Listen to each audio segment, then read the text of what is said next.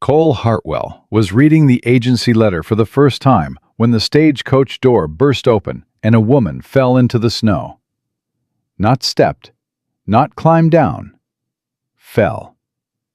She hit the frozen ground on her hands and knees, and the two little girls behind her screamed, and the whole street went dead quiet except for the wind. And Cole saw her face when she looked up. One eye swollen shut, lip split and badly healed, holding her ribs with one arm like she was keeping herself from coming apart. A folded note dropped from her coat into the mud at his boots. He picked it up, read it once, then looked at those two children standing in the snow, and every wall he had spent 4 years building came down in a single breath. If you're watching this from somewhere across this country, drop your city in the comments right now. I want to see how far Cole and Maggie's story travels. Hit that subscribe button, hit that like, and don't you go anywhere. Because what happens in the next 2 hours is going to reach straight into your chest and remind you that it is never, ever too late to find your way home. The letter had been sitting on Cole Hartwell's kitchen table for 11 days. He'd left it next to the coffee cup Clara used to use. That was reason enough not to open it.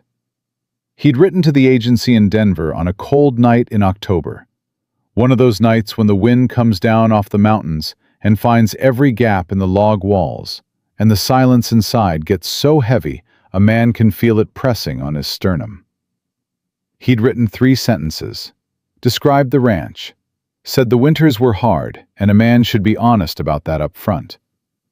Said if a woman wanted to come, she was welcome. He hadn't expected anyone to say yes. When the reply came, he'd left it on the table next to Clara's cup and gone out to fix the north fence and told himself he'd read it when the light was better. He said that for 11 days. On the 12th day, he opened it. Margaret Cross, 34, widow, 2 daughters, Alice, 10, and Daisy, 6. Experienced in household management, preserving, basic medical care, willing to travel. There was a photograph. He looked at it longer than he meant to. She looked like a woman who had been tired for years and had learned to wear it so well most people stopped noticing. He wrote back that morning. She could come if she wanted. He'd be at the stage on December 3rd. He did not mention the grave behind the cottonwood. Some things waited for trust. December 3rd arrived with 23 below and a sky the color of old bone. Cole drove the wagon into Granger Falls 2 hours before the stage was due, and he told himself it was because the creek crossing was icy and he needed extra time. That was not the reason, and he knew it and kept moving anyway. He parked outside the territorial office and stood in the cold because standing in the cold was preferable to sitting inside, being watched and speculated about. Pete Hargrove found him inside of 10 minutes. Pete ran the feed store and had the particular gift of a man who says exactly what he's thinking without once stopping to ask whether he should. He came across the frozen street with his hands in his coat pockets and his chin forward, like a man who'd just thought of something clever. "Cole Hartwell," he called out. "You actually showed up." Cole kept his eyes on the road south. "Heard she's a widow," Pete said, pulling up beside him, "with 2 young ones. That right?" He shook his head with the satisfied air of a man confirming a rumor he'd already told 3 people. "Man in your position, you could have had any unattached woman in the territory. Instead, you ordered yourself a ready-made family from a catalog." "Pete, I'm just saying what folks are. I know what you're saying." Cole turned and looked at him. Not angry, just flat and quiet and certain. "And I want you to hear me when I tell you that if you say one word to that woman or those children when they get off that stage, I will make sure every rancher in this valley knows you watered the grain you sold me last spring." Pete's mouth closed. "You watered it," Cole said. "I weighed it. I let it go because I didn't feel like the trouble. I'll feel like it if you give me reason." He looked back at the road. "You understand me?" Pete Hargrove found somewhere urgent to be. The stage came around the bend 40 minutes later, moving slow, the horses laboring in the cold. Cole walked to the edge of the street. His hands were steady. His jaw was tight. He told himself this was just practical. The ranch needed more than one pair of hands, and that was the whole of it. The coach rocked to a stop. Calhoun climbed down from the box, caught Cole's eye, and his expression said something that Cole had no framework for yet. Not pity, not warning. Something careful. "Hartwell," Calhoun said. "Got your party?" He paused. "They had a rough ride." Before Cole could ask what that meant, the door flew open. A small hand, 6 years old, dark blonde hair gone wild, red-cheeked, eyes the color of creek water in spring, and wide with the specific fear of a child who has learned that arrival does not automatically mean safe. She dropped from the step and immediately turned back and reached up with both arms. "Mama! Mama, come on, I got you!" The older girl came next. 10 years old, auburn hair, brown eyes, a face that had learned early and well not to show what was happening behind it. She stepped down without hesitation and put herself immediately at her sister's side, one hand on the smaller girl's shoulder. Steady, automatic, like she'd done it 10,000 times. Then the woman came through the door, and her boot caught the ice on the bottom step, and she went down. Hard. Hands and knees in the frozen mud, the impact driving a sound out of her that she clearly did not mean to make. Short, sharp, bitten off the moment it started. Both girls cried out. The little one grabbed her mother's arm. The older one dropped to her knees and got her hands under her mother's elbow and said, "Mama, I got you, I got you," in a voice that was 10 years old and 40 years old at the same time. Cole was already moving. He crossed the distance between them in 4 strides, crouched, got his hand under her other arm. "Ma'am, I've got you." She looked up at him, and he saw her face. The bruising had faded to that sickly yellow-green that meant it was old. 2 weeks, maybe 3. But old didn't mean small. It had covered half her face when it was fresh. Her left eye was still slightly swollen at the outer corner. Her bottom lip had been split and had healed into a small ridge of scar tissue that would be permanent. She held her ribs with her free arm, in the careful, automatic way of a person who has done it so many times the gesture has become unconscious. Her eyes were green. That was the thing he noticed, which made no sense to notice under the circumstances, but he noticed it. Green, with flecks of gold, and in them right now, not fear, not shame, though those were there too, but a calculation, fast and sharp and exhausted. She was measuring him, measuring the distance to the coach, measuring options. "Margaret Cross," she said. Her voice was level, Eastern, but not soft. Teacher's voice, the kind that had learned to stay steady when everything around it wasn't. "I'm Margaret Cross." Cole Hartwell. He helped her to her feet, felt her pull back from his grip the moment she had her balance. Not rude, just reflexive. "You all right?" "I'm fine." She was not fine. They both knew it. "There's ice on that step." "Yes," she said. "I noticed." He almost said something and didn't. He stepped back, giving her space, and that was when the folded note fell from her coat pocket. It dropped straight down into the mud between them. She saw it the same moment he did. Something moved across her face. Resignation, maybe, or relief. Like a decision that had already been made was now just becoming official. Cole picked it up, looked at her. She gave him a single nod. He stepped away from the coach and unfolded the paper and read it. The handwriting was neat and careful. The handwriting of someone who had been educated and held on to it because it was one of the things that couldn't be taken. Mr. Hartwell, you deserve the truth about who is arriving at your door. My husband did not die in an ordinary accident. Robert Cross was drunk when he fell from his horse. He was drunk most days in the last 2 years of his life. He had been a different kind of man when I married him at 22. By the end, he was the kind of man who made sure his daughters learned to be very quiet and very still whenever they heard his boots on the porch steps, because quiet and still was the only way to stay safe. The bruises you will see on my face are from the week before he died. I am telling you this so you don't waste time wondering. I am not telling you this to ask for your sympathy or your pity. I have had enough of both from people who offered it and then did nothing. I am telling you because you are a man who deserves accurate information before he makes a decision that affects his life. If you read this and decide you don't want us, I will understand. I will find another way.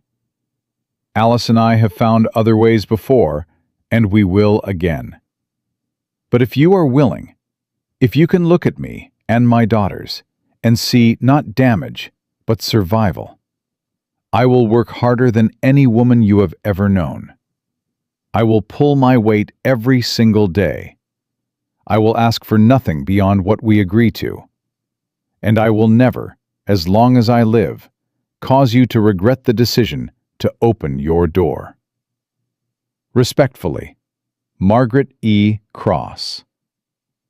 Cole read it twice, folded it carefully along the original creases, put it in his jacket pocket, and pressed his palm flat against it for one moment.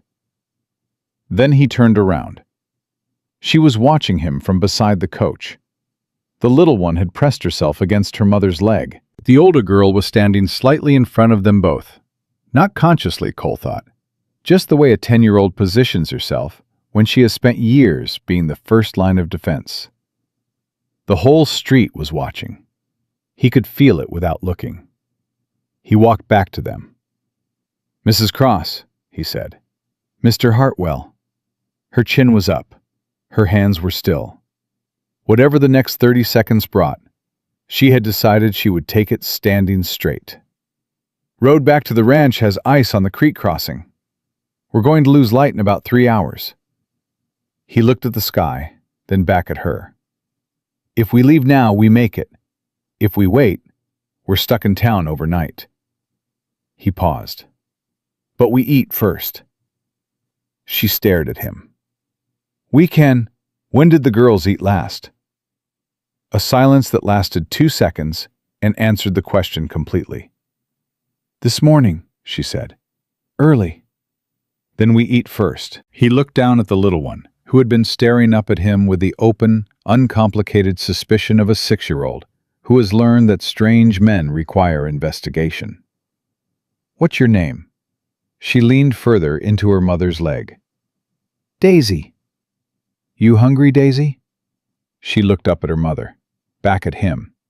The calculation was almost identical to her mother's, just less disguised. "Yes, sir." He looked at the older girl. She had her mother's eyes, same quality of seeing everything and deciding separately how much to show. "And you?" "Alice," she said. "I'm all right." "Nobody who hasn't eaten since early morning and 23 below is all right," Cole said. "That's just a fact, not an argument." He started walking toward the boarding house. "Come on." He heard them following. 4 sets of boots on frozen ground. Daisy's voice in a whisper, asking her mother something. Silence from Alice, which he was already learning to read as its own kind of language. He did not look back. If he had looked back, he would have seen Margaret Cross close her eyes for exactly 1 second, her face doing something private and complicated, something that looked, from a certain angle, like the first breath a person takes after being underwater for a very long time. Mrs. Aldrich at the boarding house fed them without comment and without questions, which was its own form of kindness. Beef stew, cornbread, hot coffee for the adults, warm milk for the girls. Daisy ate with the focused intensity of the genuinely hungry, both hands on the table, spoon moving fast. Alice ate quietly and watched Cole the way a person watches a door they're not sure is locked. Halfway through the meal, she put her spoon down. "You have horses?" she said. "Several." "What are their names?" "The Big Bay is Reckoning. The Gray Mare is November." Alice considered this with the gravity of someone evaluating important information. "Those are good names." "Did you choose them?" "I did." "Why Reckoning?" "First day I had him, he threw me 3 times, and I kept getting back on," Cole said. Seemed like an honest description of the situation. Something shifted in Alice's face. Not quite a smile. The shadow a smile makes before it arrives. "That makes sense," she said, and picked up her spoon again. Across the table, Margaret Cross was watching him over the rim of her coffee cup. She had both hands wrapped around it, the way people hold things when their hands need something to do. The bruising around her eye caught the lamplight, and Cole made himself look at it directly, rather than away from it, because looking away was a form of pretending, and he was done pretending things were what they weren't. "Mrs. Cross," he said. She looked at him. "I read your letter." "I know you did. I want to say something to you." He set down his cup, chose each word the way you choose your footing on ice, one at a time, testing before you commit. "What you wrote in that letter, about staying because of your girls, about enduring what no person should have to endure." He looked at her directly. "I'm not going to offer you pity. You made it clear you don't need it, and I agree with you. What you did to survive, what you're doing right now, sitting in a stranger's town after riding 4 days in December to hand your future to a man you've never met, that is not weakness.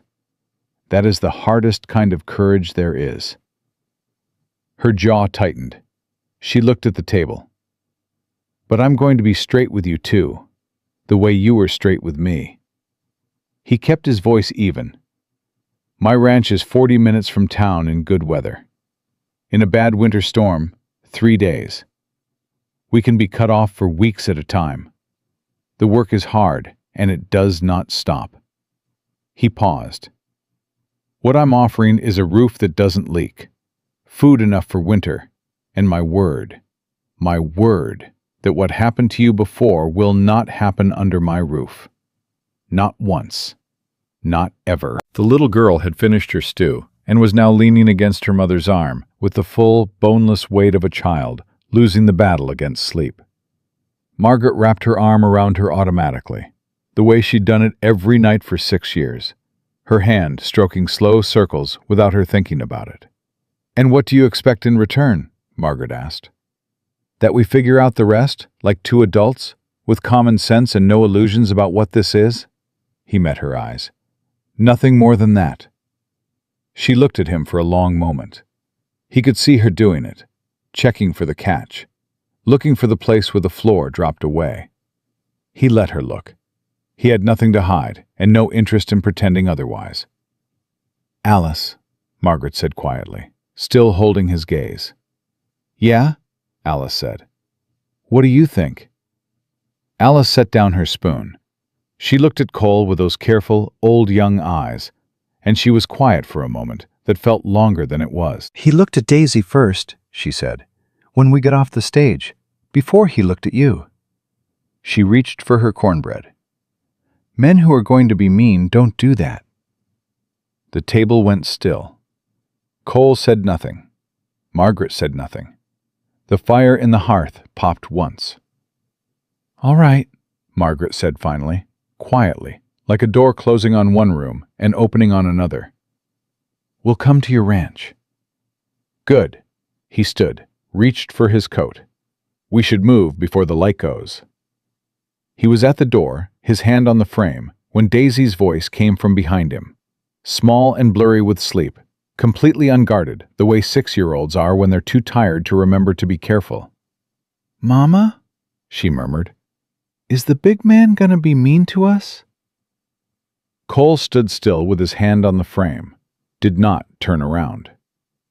Margaret's voice came low and steady. No, baby. How do you know? 3 seconds of silence. Because he bought us supper, Margaret said, and he didn't make us ask. Cole pushed through the door and walked out into the cold. He stood in the snow with his face turned up to the sky and breathed out slow, a long white cloud of breath dissolving into the frozen air. The first flakes of the coming storm were starting to fall. Slow, deliberate, the way everything in Wyoming happened in winter. Like the land itself was making a decision and taking its time about it. He pressed his hand flat against his jacket pocket where her letter was folded. Behind him, he heard Daisy say, in the satisfied tone of someone who has resolved an important matter, I'm going to call him Mr. Horseman. You can't call him Bat, Alice said. Why not? Because it's not his name. It could be his other name. Everybody can have an other name. A pause. Fine, Alice said. His other name. Cole Hartwell stood in the snow beside his wagon and laughed. Small and sharp and surprised. Gone almost before it happened. He looked around out of reflex to make sure nobody had witnessed it. Nobody had. Just him and the horses and the snow coming down and the particular silence of a Wyoming winter that held everything inside it.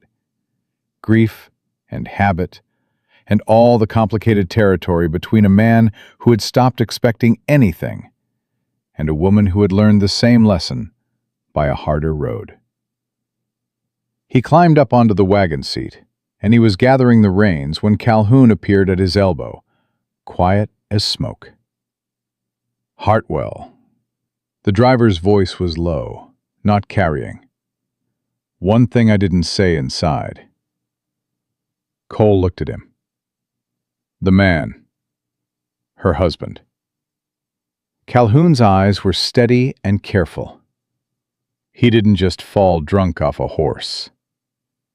Cole went still. There was a man on the coach out of Columbus. Traveled with them from Ohio to Cheyenne. Said he was a business acquaintance of the late Mr. Cross. Calhoun pulled his coat tighter against the cold. Asked a lot of questions about where she was headed, what rancher she was going to, whether the agency in Denver kept records of placements. The snow fell between them. He get off in Cheyenne? Cole asked. Calhoun met his eyes. He did not. Cole looked at the boarding house door, where Margaret Cross and her daughters were pulling on their coats. He looked back at Calhoun.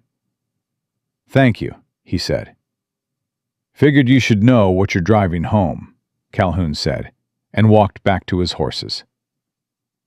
Cole sat on the wagon seat in the falling snow and pressed his thumb against his left hand, against the place where a ring had been for 7 years and had been gone for 4, and felt the old familiar weight of a decision that has already made itself.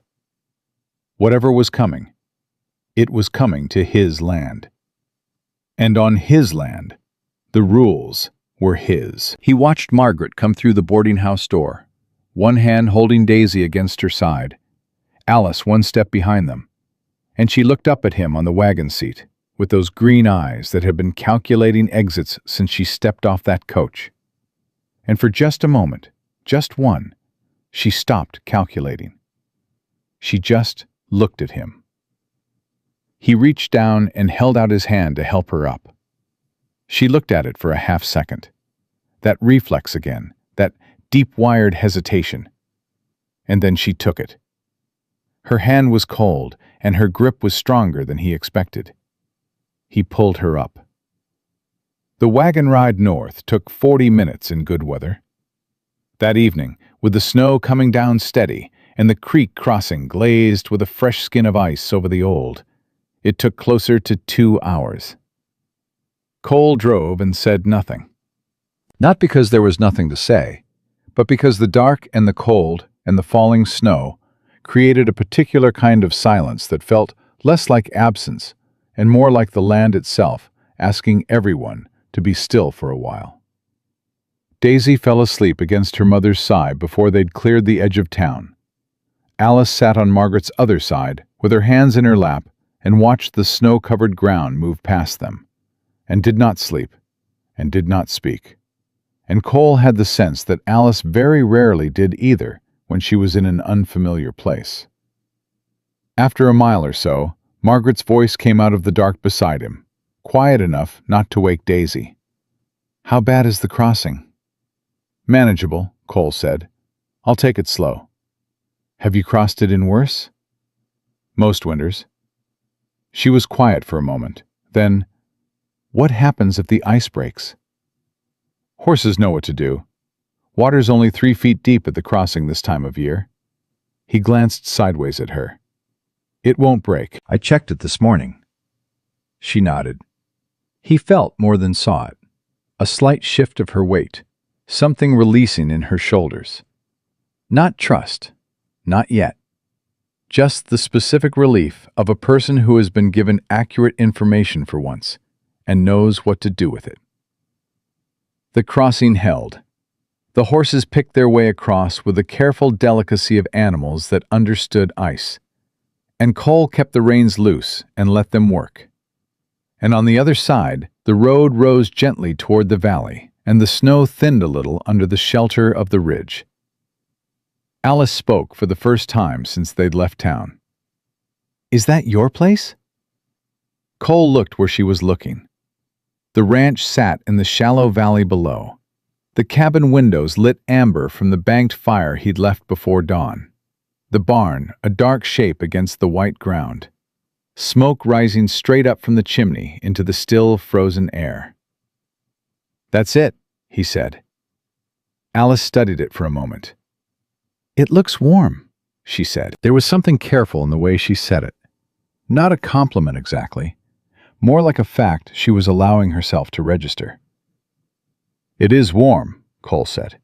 "That's the main thing about a house." He pulled the wagon up to the porch and set the brake and climbed down. And by the time he came around to the other side, Margaret had already gotten herself down and was reaching up for Daisy, who woke halfway and wrapped both arms around her mother's neck and went back to sleep again in the same motion. Alice dropped down on her own before he could offer a hand, landed clean in the snow, and stood looking at the cabin door like she was deciding something. "Go on in," Cole said. "Fire's banked, but it'll come back fast. There's a lantern on the table, matches beside it." Alice looked at him, looked at the door. Then she turned the handle and went in. And a moment later, the lantern light grew inside the window. Cole carried the trunk. Margaret carried Daisy. The snow had picked up again, coming sideways now off the ridge. And the cold had that particular edge that meant it intended to get worse before morning.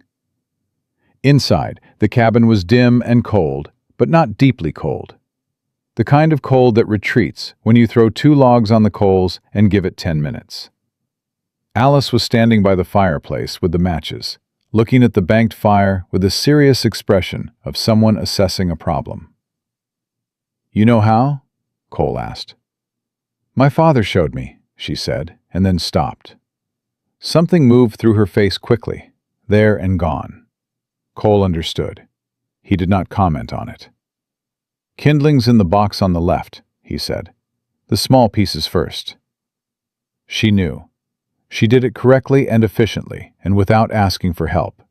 And when the fire caught and began to grow, she stood back and watched it, with her arms crossed and her chin level in a way that looked, just for a moment, exactly like her mother. Margaret had put Daisy down on the bed in the back room, the smaller of the 2 rooms, and came back into the main room, pulling her coat tighter and looking at the space with eyes that were doing what they'd been doing since she stepped off the stage. Measuring, cataloging, filing everything away for later evaluation. "You built this yourself?" she asked. "Most of it. Neighbor helped me raise the walls." He hung his coat on the peg by the door. "The back room is yours. You and the girls. I sleep in the loft." She looked at the ladder leading up to the sleeping space built into the eaves. "That's your room." It was. Now it's mine again. He moved to the kitchen area, started the stove. "Nothing's been changed about it." "Ethan," she stopped. "Mr. Hartwell." "Cole," he said. "We're past formality. At least in the house." She was quiet for a moment. "Cole, I want you to understand something." She waited until he turned to look at her. "I'm not here to be a burden. I don't intend to sit in your house and let you carry us. What I told you in that letter, I meant it. I'll work for what we eat. Alice and I both will." "I know you will," he said. "I want to be clear about the terms. Mrs. Cross." He kept his voice level. "Margaret, it's past 9 o'clock on a December night, and you rode 4 days in the cold, and your girls haven't slept in a real bed since Ohio. The terms can wait until morning." He turned back to the stove. "You want coffee or something warm?" A pause. He heard her exhale. Not quite a laugh, not quite a sigh. Something between. "Coffee," she said. "Please." They sat at the table while the fire rebuilt itself and the cabin slowly warmed, and Cole made coffee and heated the last of the soup from 2 days ago, and Margaret drank both without comment, which told him more than if she'd spoken. Alice sat across from him with her hands wrapped around her mug and watched him with those measuring eyes. And after a while she said, "There was a man on the stage." Cole looked at her. "From Columbus. He got on the same day we did." Her voice was flat, reporting. "He sat across from us for 4 days. He asked Mama a lot of questions. She stopped answering them after the first day, but he kept asking." She paused. "He got off in Granger Falls, same stop as us. But he didn't go into the office. He just stood there and watched us get off." The fire popped in the hearth. Margaret had gone still beside him. "Alice," she said carefully, "why didn't you tell me?" "Because you were managing everything else," Alice said simply. There was no accusation in it, just fact. "I didn't want to add to it." Cole set down his cup. "What did he look like?" "Medium, brown coat. He had a way of smiling that didn't reach his eyes." Alice's gaze was direct and steady. "I've seen that before." "On your father," Cole said. She didn't answer, which was its own answer. Cole looked at Margaret. She was looking at her hands on the table, very still, her jaw working slightly. Then she looked up, and her eyes were clear and hard, and he recognized the expression. It was the same one she'd worn reading the agency letter on the stage, he imagined. The expression of a woman recalculating the odds. "Robert's brother," she said quietly. "James Cross. He's a lawyer in Columbus. He would have known about the agency. Robert might have told him, or he found the correspondence after." She stopped. "James never liked me." "Does he have legal standing to interfere with you?" She pressed her lips together. "Robert left nothing. There's no estate, no inheritance. But James has money, and he has connections, and he—" She paused. "He's not a man who likes loose ends. I left without his approval and without telling him where I was going." Men like James Cross consider that a kind of insult they don't forget. Cole was quiet for a moment. Then he said, "All right." She looked at him. "All right?" "That's the situation. Now we know it." He stood, picked up his coat from the peg. "Tonight you sleep. Tomorrow we talk about what comes next. But not tonight." "You're not—" She stopped, started again. "You're not angry?" He looked at her. "Why would I be angry?" "Because I didn't tell you? Because I'm bringing trouble to your door?" Because any sensible man would... Would what? He met her eyes. Tell me what a sensible man would do. She held his gaze for a moment. Couldn't find the end of that sentence. Get some rest, he said. Both of you. He went back out into the cold to see to the horses, and he stood in the barn afterward for longer than the task required, his hand on Reckoning's neck, the horse warm and solid under his palm, the snow hitting the barn roof in a sound like static. He was thinking about Calhoun's words in the street. He did not get off in Cheyenne. He was thinking about a man with a smile that didn't reach his eyes, sitting across from a woman and 2 little girls for 4 days, asking questions after he'd been told to stop. He was thinking about the letter in his pocket, still folded along its original creases. I will never, as long as I live, cause you to regret the decision to open your door. He pressed the flat of his hand against the barn wall and felt the cold wood under his palm, and thought about Clara's grave behind the cottonwood, white under the snow now, and about the particular arithmetic of loss, what it costs, what it changes, what it leaves behind in a man that he carries without naming. Then he thought about Alice at the fireplace, efficient and careful, doing the thing correctly without being asked. About Daisy's hand reaching back for her mother off the stage step. About Margaret Cross writing that letter on whatever scrap of paper she'd found in a stagecoach stop somewhere in Colorado. Choosing truth when she could have chosen strategy. Because she'd decided a man deserved accurate information. He pushed off the wall and went back inside. The cabin was warm now. The fire had built itself up properly. Daisy was still asleep in the back room. Alice had fallen asleep sitting up in the chair by the fire. Her head drooped forward, her empty mug still in her hands. Cole crossed the room quietly, took the mug from her hands without waking her, and looked at her for a moment. This 10-year-old child who stood in front of her mother and her sister on a stagecoach platform, in the freezing cold, like a soldier at a post. He got the wool blanket from the back of the chair and put it over her, and left her there, because moving her would wake her, and she needed the sleep more than she needed a bed. He was turning for the loft when Margaret said, quietly, from the doorway of the back room, She does that. Falls asleep sitting up. She's always done it, even when she was small. She stopped. She never let herself fall asleep first when Robert was home. Cole said nothing. There wasn't anything to say to that.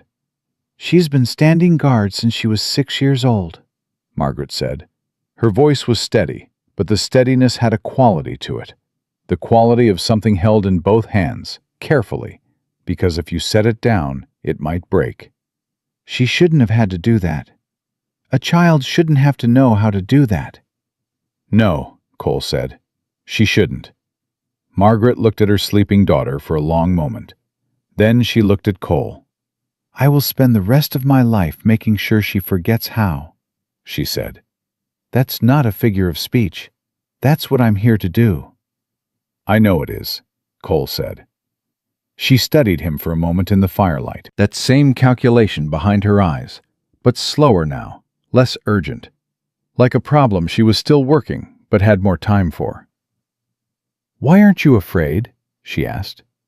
Of what? Of us. Of what we've brought with us. Of... She made a small gesture that encompassed all of it. The letter, the man on the stage, the uncertainty. Most men would be looking for the nearest exit. Cole considered this honestly. I've been afraid, he said. Just not of that. She waited. There was a woman, he said. Her name was Clara. She was my wife. She died 4 years ago, February, of fever. The doctor was 40 miles away, and the snow had the road closed, and I made the wrong call about how long I could wait. He stopped, looked at the fire. I've been afraid since then that everything I get close to, I'll handle wrong. Make the wrong call at the wrong moment. He paused. That's the fear I have to work around, not yours. Margaret was very still. Then she said quietly, I'm sorry about Clara. Thank you. That wasn't the wrong call, she said. What you did tonight, coming to that stage, reading that letter and not putting us on the next coach back. That's not a man who makes wrong calls. He looked at her. She said it matter-of-factly, not kindly, not as comfort, but as assessment, the way she'd have said the creek crossing was manageable. Like she had evaluated the evidence and arrived at the conclusion and was reporting it. He didn't know what to do with that, so he did what he generally did when he didn't know what to do, which was to be practical. I'm going to ride the property line tomorrow morning, he said. Check the south fence before the storm gets heavier. If that man from the coach is asking around town about where you went, people will tell him. People always tell. He looked at her directly. I want you to stay close to the cabin tomorrow, not because I don't think you can handle yourself, because I need to know where you are. She held his gaze. For a moment, he thought she would argue. He could see it pass through her, the reflex to push back on being told to stay anywhere. But she was a practical woman. She looked at Alice asleep in the chair and at the door behind which Daisy slept, and she made the calculation. All right, she said. If anyone comes to the door while I'm out, you don't open it. I understand. There's a rifle above the fireplace. You know how to use it? She met his eyes without flinching. Robert kept one in the house, she said. I know how to use it. He nodded once. That was enough. She turned to go back to the bedroom and stopped in the doorway with her hand on the frame. Her back was to him, and the firelight caught the auburn in her hair and the mended place on the shoulder of her coat where she'd fixed it herself, twice, maybe 3 times. Cole, she said. Yeah? She didn't turn around. Thank you. For the supper. For... She stopped. Started again. For not making us ask. He was quiet for a moment. Go to sleep, Margaret, he said. She went. Cole climbed the ladder to the loft and lay down on the cot and put one arm behind his head and stared at the rough-hewn beams above him and listened to the snow against the roof and the fire settling below and the deep particular silence of a house with people in it after 4 years of a house with only himself. He thought about the man in the brown coat who had not gotten off in Cheyenne. He thought about Alice, 10 years old, watching the exits. He thought about Margaret's hand when she took his to climb up to the wagon seat. Cold, grip stronger than expected. The half-second of hesitation before she took it. He pressed his thumb against his left hand, against the memory of the ring. Clara, he thought. I don't know what this is yet. The wind shifted outside, pressing harder against the north wall, and the fire flared once below and settled. And somewhere in the back room, Daisy made a small sound in her sleep and went quiet again. And the snow came down on second, on the ranch, on the 40 acres of frozen Wyoming land he'd built from nothing and called his own. And Cole Hartwell, who had been alone for 4 years and had made a kind of peace with it, lay in the dark and understood that the peace was over. He was not sure in that moment whether that was a loss or something else entirely. He closed his eyes. The storm pressed in against the walls. Below him, in his house, 3 people slept. And for the first time in 4 years, the silence had a different quality to it. It had weight, warm weight. He was asleep before he could decide what to call it. He was up before dawn. The storm had come through hard in the night and left behind the kind of cold that made the air feel brittle, like it might crack if you moved through it too fast. Cole, dressed in the dark, came down the ladder quietly and found Margaret already at the stove. She was in a plain gray dress, her hair pinned back, and she was moving through his kitchen with the careful efficiency of a woman learning a new space. Opening cupboards quietly, noting where things were, touching nothing she hadn't identified a purpose for. There was already a pot of water heating. She'd found the coffee without asking. She heard him on the ladder and turned. Neither of them spoke for a moment. "You didn't have to," he started. "I know I didn't have to," she said. "The fire was down to coals. It needed building." She turned back to the stove. "How do you take your coffee?" "Black." She nodded like she'd expected that. He pulled on his coat and hat and gloves and went out to see to the horses.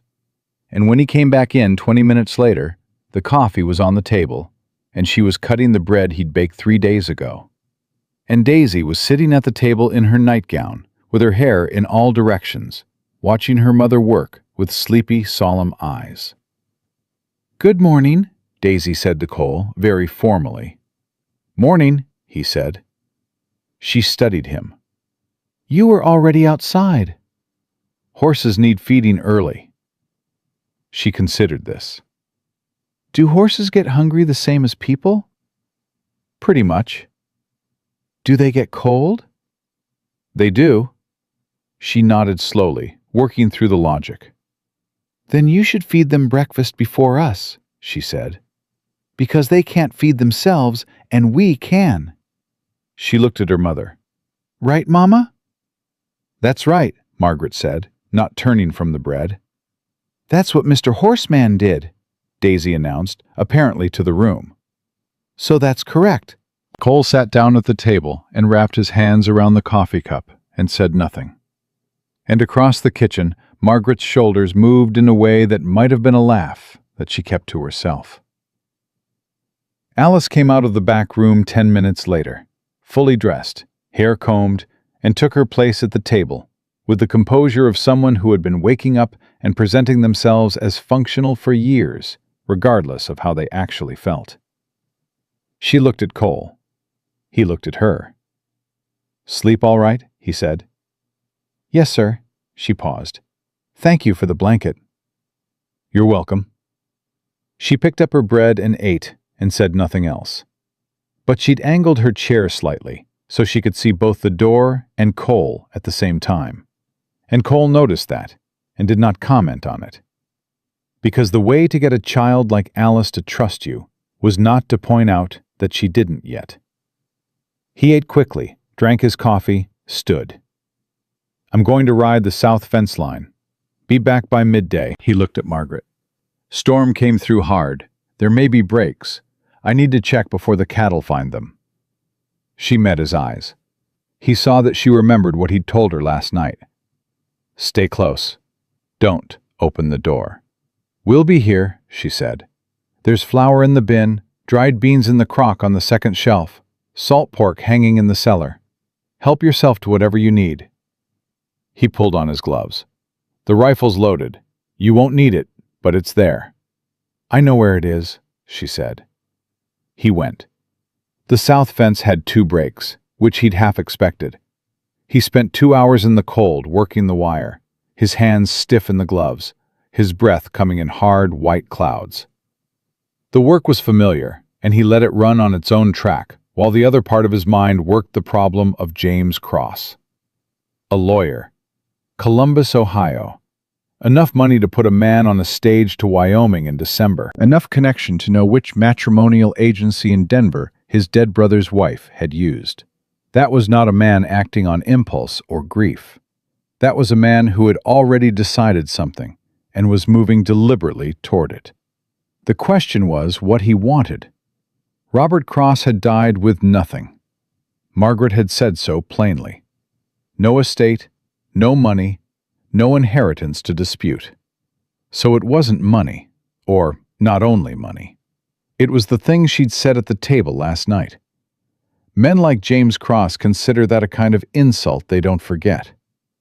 A woman from his brother's household slipping away to Wyoming with 2 children and a Denver agency letter, making her own arrangements, refusing to ask permission.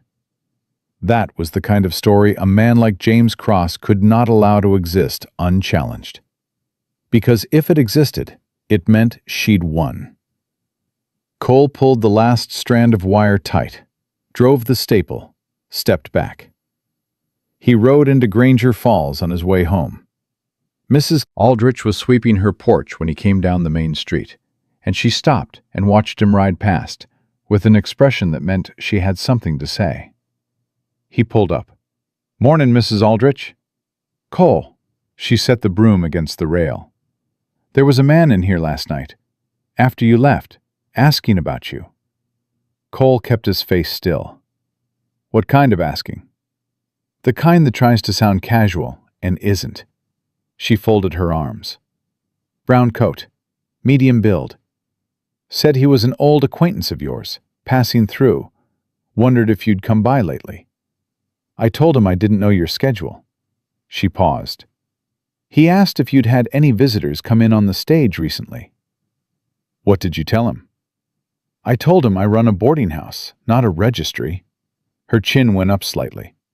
"He left $1 on the counter and said he'd be in town a few days, and if I remembered anything I should let him know. He's staying at the hotel." "Thank you," Cole said. "Cole," her voice dropped. That woman and those children, they all right?" "They're fine." "You sure?" He looked at her. "I'm sure." She held his gaze for a moment, then nodded once. The nod of a woman who has decided to extend credit she reserves the right to recall. "You need anything, you send word." He touched his hat and rode. He pushed reckoning harder on the way back than was strictly kind in the cold, but the horse bore it without complaint.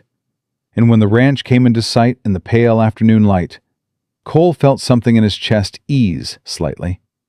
The particular relief of arriving somewhere and finding it still standing, which he hadn't felt since Clara. He unsaddled and brushed reckoning down and went inside and stopped in the doorway.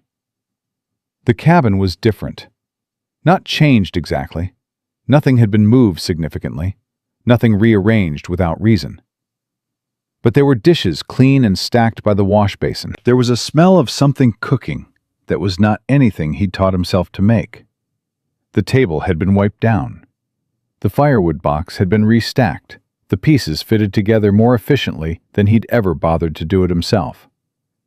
And Daisy was sitting in the middle of the floor with a small pile of dried beans in front of her, counting them into groups with the intense concentration of a child who has been given a job and intends to perform it correctly.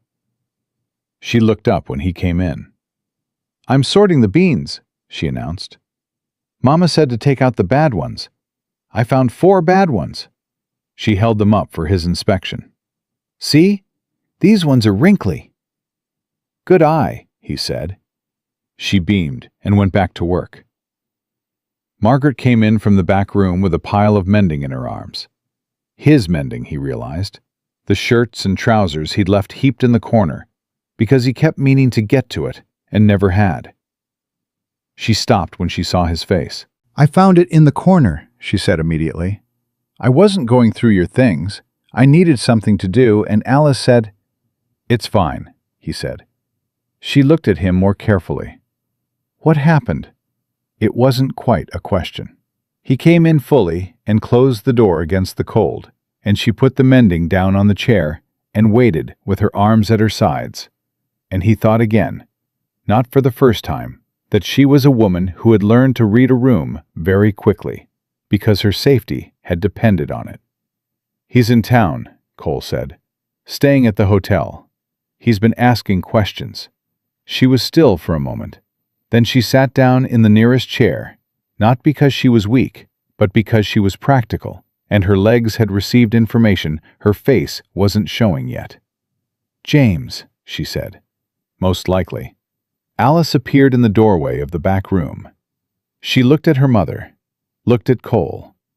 Her jaw set in a way that was startlingly precisely the same as Margaret's. "He followed us," Alice said, not a question.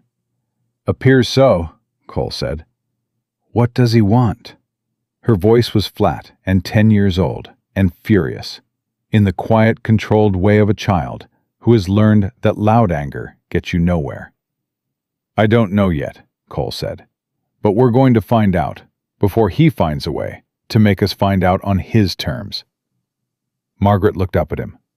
What does that mean? It means I'm going to go talk to him.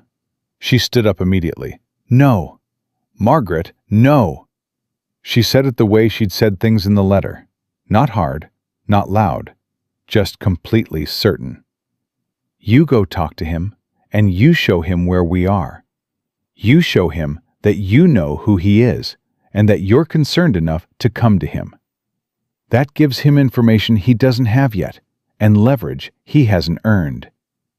Cole looked at her. James Cross is a lawyer, she said.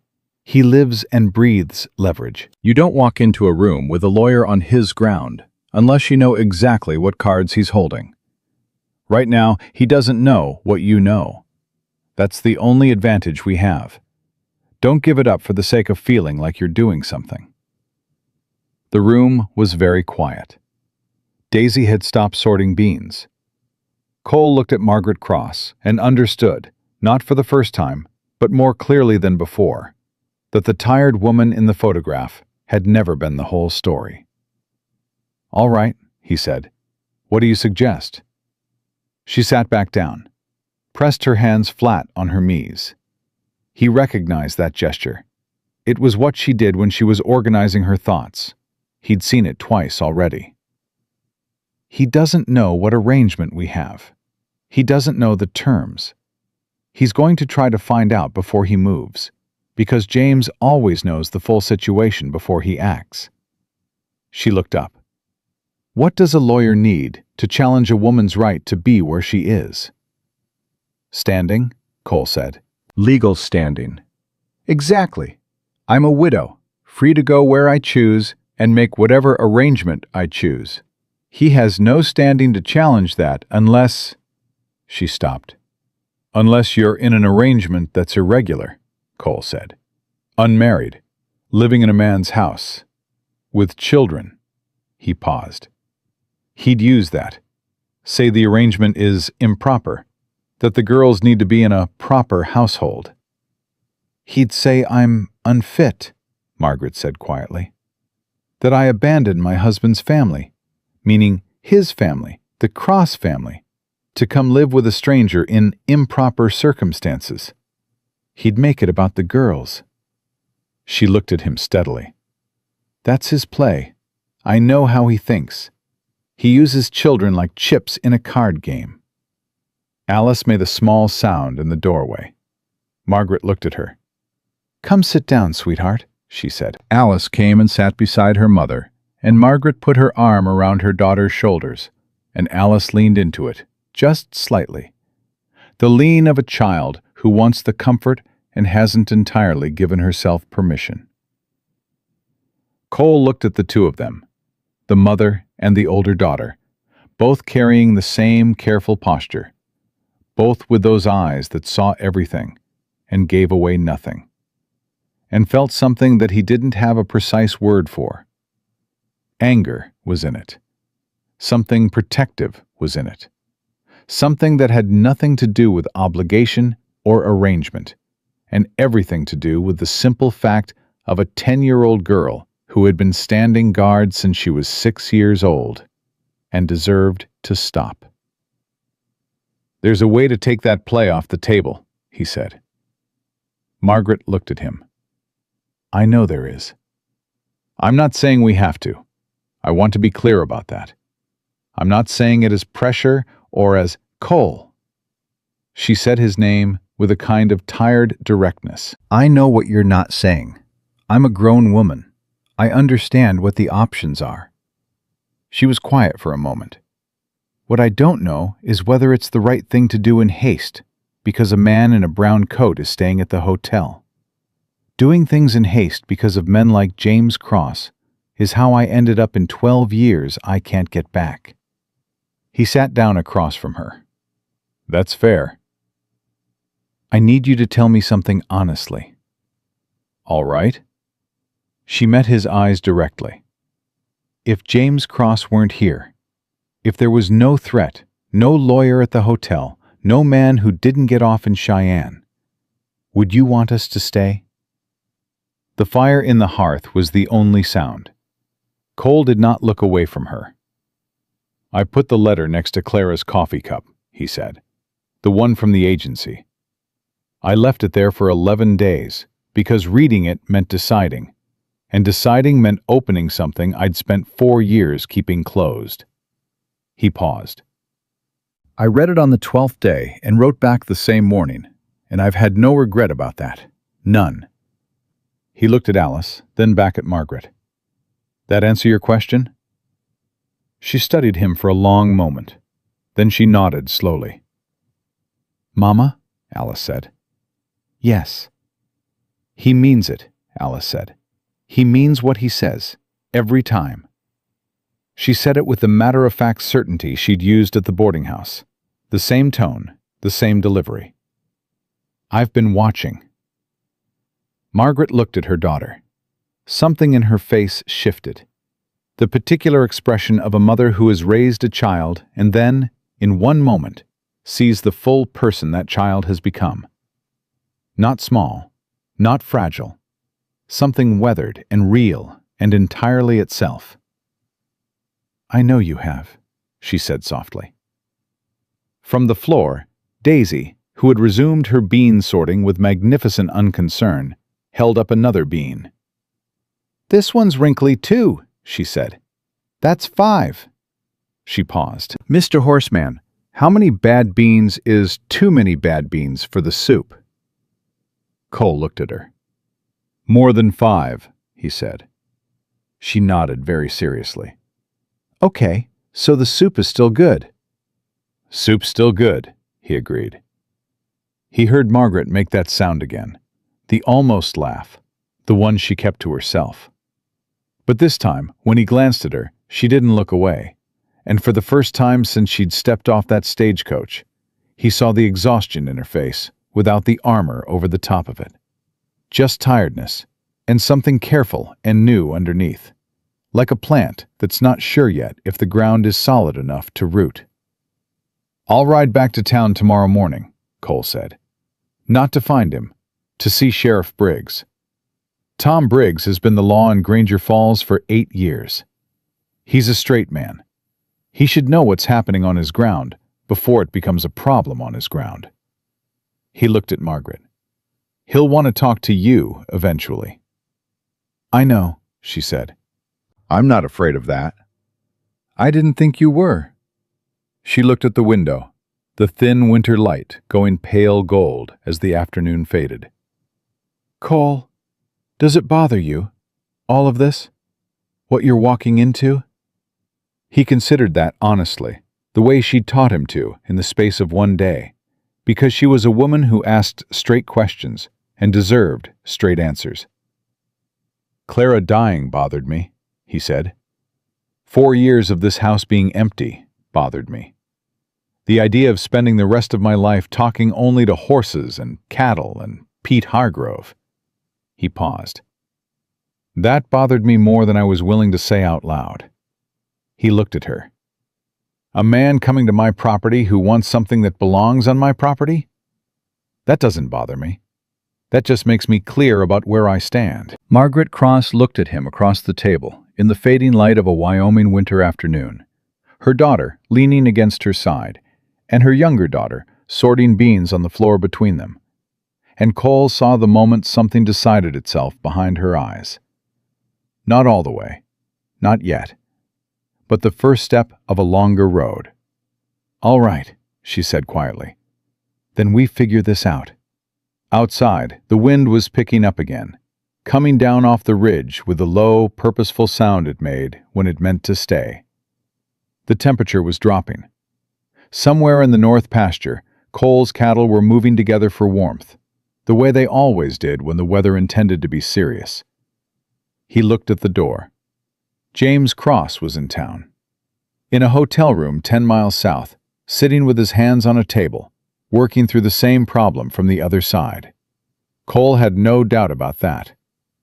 The difference was that James Cross was working alone. Cole looked at Margaret, and then at Alice, and then at Daisy, still counting beans on the floor, with her small face bent in concentration.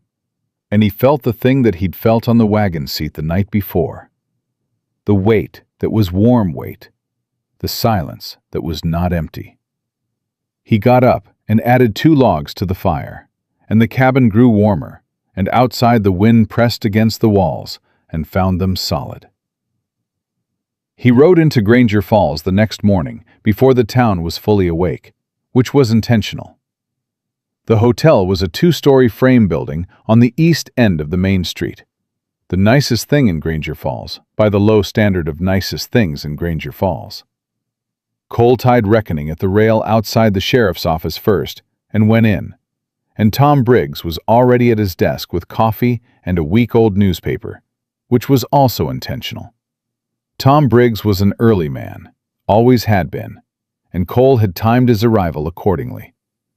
Briggs looked up. He was a compact, gray-haired man of about 50, with a face that had seen enough of human behavior to have stopped being surprised by most of it. He and Cole were not close friends. They were something more useful than that. Men who respected each other's word. "Cole," he said, "you look like you got something on your mind." "I do." Cole sat down across from him and laid it out plainly, the way Briggs preferred things. Margaret, the arrangement, the man on the stage, Mrs. Aldrich's account, what he knew about James Cross. He did not editorialize. He stated facts in order and let Briggs form his own picture. Briggs listened without interrupting, which was one of the things Cole respected about him. When Cole finished, Briggs set down his coffee cup and was quiet for a moment. "You know for certain it's the brother-in-law?" Briggs said. "I know a man who didn't get off in Cheyenne, got off in Granger Falls, the same time as Mrs. Cross," Cole said. "I know he's been asking questions around town about me, and about recent arrivals. Mrs. Aldrich confirmed it. I know James Cross is a lawyer in Columbus who would have known about the agency." He paused. "I don't know for certain. I know enough." Briggs nodded slowly. "What do you want from me?" "I want you to know the situation, before it becomes a situation on your street," Cole said. "And I want to know if he's made any legal inquiries through your office." "He hasn't. Not yet." Briggs tapped his finger on the desk. "A lawyer from Ohio has no standing in Wyoming territory unless he gets a local judge to hear a petition. That takes time, and it takes someone willing to hear it." He looked at Cole steadily. "What's the nature of your arrangement with Mrs. Cross?" Cole met his eyes. "She came on a matrimonial arrangement. She's staying at the ranch." "Unmarried?" "At present." Briggs was quiet for a moment. Cole knew what he was thinking, because Cole had been thinking the same thing since the night before. Wyoming Territory in 1883 was not a place where the law moved swiftly to protect a widow with 2 children living in an unmarried arrangement with a man she'd known for 3 days. Whatever Cole's intentions were not the same as standing. "I'm going to tell you something as a friend, rather than a lawman," Briggs said. "If this man is who you think he is, and he wants those children, an unmarried arrangement on a remote ranch is exactly the ground he'll stand on. A judge in this territory will listen to that argument, not because it's right, but because it's the argument that fits the law as it's written." He paused. "You understand what I'm telling you?" "I understand," Cole said. "What are you going to do about it?" Cole looked at him. "What I should do about it." Briggs held his gaze for a moment. Then he nodded once, the nod of a man who has received a clear answer to a question that required one. "I'll keep an eye on our visitor at the hotel," he said. "He makes any legal moves, tries to file anything. I'll know before the ink is dry. You'll have warning." "Thank you, Tom." "Cole," Briggs picked his coffee cup back up. "Do it proper. License, ceremony, the whole thing. Give him nothing to stand on." Cole walked out into the cold. He stood on the boardwalk for a moment with his hat in his hands and looked at the street and thought about what doing it proper meant. and what it would mean to ask. And what kind of man asks a woman he has known for 3 days to make a permanent legal commitment, not entirely of her own choosing? Then he thought about Alice at the fireplace with the matches, doing it correctly without being asked. About Daisy counting bad beans on the floor with the seriousness of a child who wants to contribute. About Margaret's hands flat on her knees while she organized her thoughts, and the way she'd said, "Men like James Cross consider that a kind of insult they don't forget." Not afraid, not bitter, just clear about the mechanics of the world she'd survived. He put his hat back on and untied reckoning and rode home. Margaret was hanging the mended shirts on the line strung between the porch posts when he came up the road. Daisy crouched nearby, watching with serious attention, as though the process of hanging laundry contained information she might need later. Alice was splitting kindling by the woodpile with the small axe, slow and careful, working within her strength. She looked up when she heard the horse, evaluated, went back to work. Margaret looked up too. She read his face the way she read everything, quickly, without appearing to. "Come inside," she said. "In a minute." He put the horse up, took his time about it, because he needed the time. He came back, and she was on the porch with a cup of coffee, waiting for him, and the girls were inside. He could hear Daisy's voice through the door, telling a story to someone, possibly herself. And Margaret was leaning against the porch post with her arms crossed and her eyes steady and waiting. He took the coffee. He drank some of it. He looked at the mountains. "Tom Briggs is a straight man," he said. "He'll watch what Cross does and give us warning." "But," Margaret said, "but the arrangement as it stands gives Cross ground to work with." He looked at her directly. "You know that." "I know that," she said. "I want to ask you something," Cole said. "And I want you to hear it clearly, so there's no confusion about what I'm asking." He set the cup down on the porch rail and turned to face her fully. "I'm not asking because James Cross is at the hotel. I'm not asking to solve a legal problem. I'm asking because of what I said yesterday about the letter and the 11 days and having no regret. Because of what Alice said about watching me. Because I think you and I are the same kind of person in ways that matter, and I haven't been able to say that about anyone in 4 years." He stopped, took a breath. "I'm asking because I want to, and I wanted you to know that before I asked." Margaret had gone very still. Her arms were still crossed, but the quality of it had changed. Not defensive, just held. "Ask," she said quietly. "Will you marry me?" He said it plain, the way he said everything. No flourish, no kneeling in the snow. Just the words, standing on his own porch, looking her in the eye. Margaret looked at him for a long moment. The wind came off the ridge and moved her hair across her forehead, and she didn't move to fix it. "You understand what you're taking on," she said. "2 children who aren't yours. A man in a hotel who won't give up easily. A woman who—" She stopped. "A woman who flinches sometimes when a hand moves too fast. Who wakes up at sounds that aren't anything. Who is going to need time before she trusts completely what everything in her says she should trust about you." "I understand all of that," Cole said. "It's not a small thing." "No," he said, "it isn't." She looked past him at the line of mountains to the west, white and enormous against the pale sky.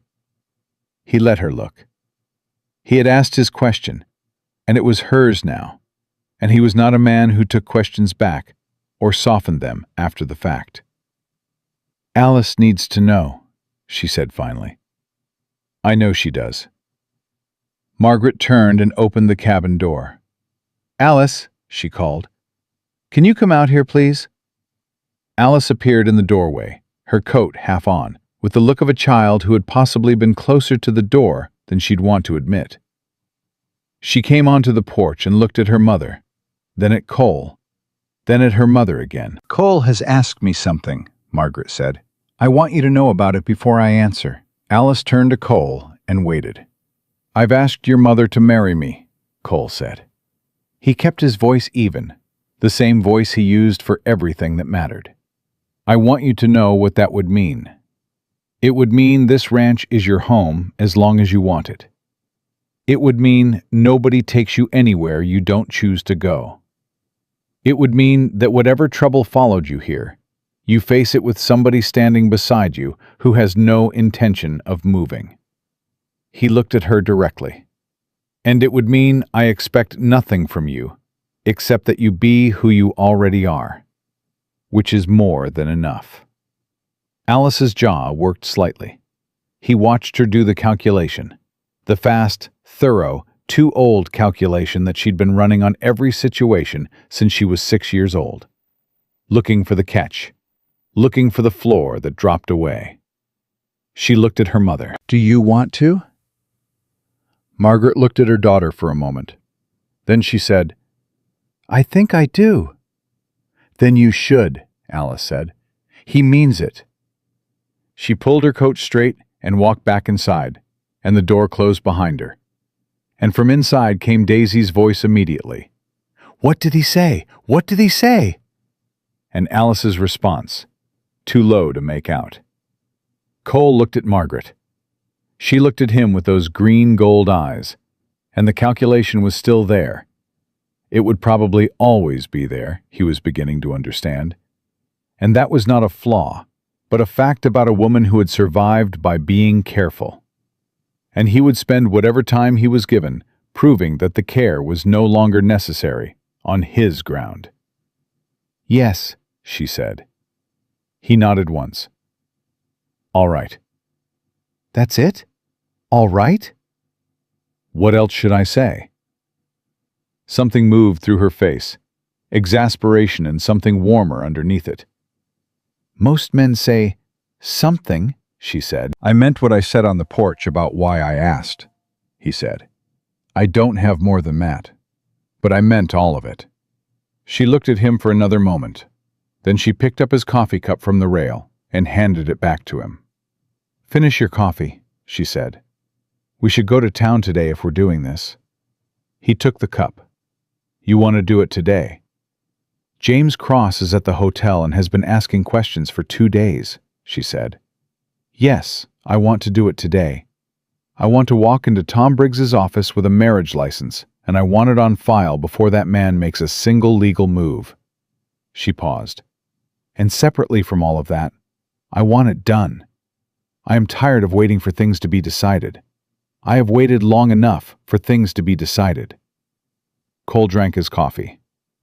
Give me 20 minutes to get the girls ready, she said, and went inside. It took 40 minutes because Daisy could not find one of her boots, which had ended up under the bed next to the chamber pot, for reasons Daisy was unable to explain and unwilling to speculate about. Alice found it without comment and put it on her sister's foot, with the practiced efficiency of someone who had found Daisy's boots in unlikely locations many times before. And they came out to the wagon in a line. Margaret first, then Alice, then Daisy hopping the last porch step with both feet together, the way she always did, apparently for the pleasure of it. The road to town was hard-packed snow over ice, and Cole took it steady, and beside him Margaret sat straight, with her hands in her lap, and said very little, which he was learning to read as a form of preparation rather than fear. She went quiet when she was getting ready for something. She got ready quietly, and then she did the thing, and she did not waste words on the middle part. Alice sat behind them with Daisy in her lap, one arm around her sister, and Daisy rode with her face tipped up, watching the sky, the way children watch things that seem to have no purpose, purely for the fact of them. "Are there birds in the winter?" Daisy asked. "Some," Cole said. "Not as many." "Where do the others go?" "South. Warmer weather." "Why don't we do that?" "Cattle can't fly," Cole said. Daisy thought about this for a moment with great seriousness. If they could, would you go south? If they could, Cole said, I reckon we'd all go south. Daisy nodded, satisfied, and went back to watching the sky. Behind him, he heard Alice make a sound that he was fairly certain was the beginning of a laugh that she converted at the last moment into a cough. And Margaret beside him pressed her lips together in that way she had. They got the license from the clerk at the territorial office, a young man named Garrett, who was new enough to the job that he hadn't yet developed the practiced indifference of his predecessor, and looked genuinely pleased to be processing something that wasn't a land dispute. He filled out the form in careful handwriting and slid it across the counter, and looked at Cole, and then at Margaret, and said, "Congratulations, I suppose." "You suppose right," Cole said. Judge Warren was in his office above the land registry, which was unusual. The judge made his rounds and was more often elsewhere than in Granger Falls. But the cold had kept him in, and when Cole knocked, he opened the door in his shirt sleeves with a pen in his hand and took in the four of them on his landing with an expression of mild surprise.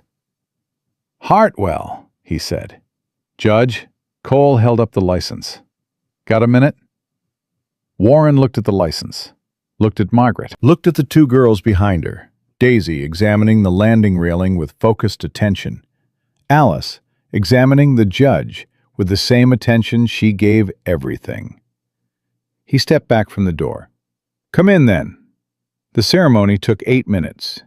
Warren read the words from the book he'd been using for 30 years. The same words he'd used for ranchers and miners and merchants and their wives. The words that the law required and that meant what they said when the people saying them intended them to mean it. "Do you, Cole Matthew Hartwell, take this woman?" He looked at Margaret when he said, "I do." Not at the judge, not at the book. At her.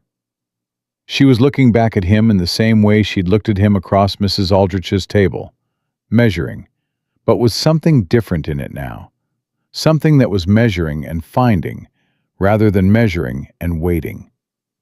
"Do you, Margaret Eleanor Cross, take this man?" She said, "I do," in the steady teacher's voice that didn't waver.